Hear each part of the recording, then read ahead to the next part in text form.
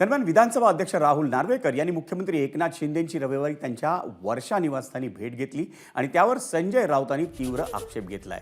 हे म्हणजे न्यायमूर्तींनी आरोपींची भेट घेण्यासारखं आहे या शब्दात राऊतांनी आपलं भाष्य केलं। शिवसेना आमदार अपात्रता प्रकरणावरही त्यांनी भाष्य केलंय। बघूयात ते नेमकं काय म्हणाले।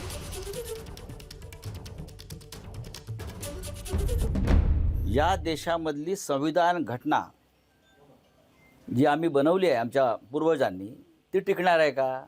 10व्या शेड्यूलनुसार घटनेतल्या 10व्या शेड्यूलनुसार हे 40 आमदार ज्यांच्यावरती 16 जणांवरती आता आम्ही जो याचिका दाखल केली आहे 16 आमदार हे पहिल्या 5 मिनिटांमध्ये अपात्र ठरायला पाहिजे। हे आपल्या घटनेचं 10वं शेड्यूल सांगत आहे। ज्यांच्यावर न्याय देण्याची जबाबदारी आहे ते जाऊन आरोपीलाच भेटले ज्यांच्यावर आम्ही गुन्हा दाखल केलेला आहे। हां, ते आरोपी आहेत आमच्या दृष्टीनं। त्यांनी या महाराष्ट्राची लोकशाही अनेक गोष्टी पायदळी तुडवल्या, ते गुन्हेगार आहेत।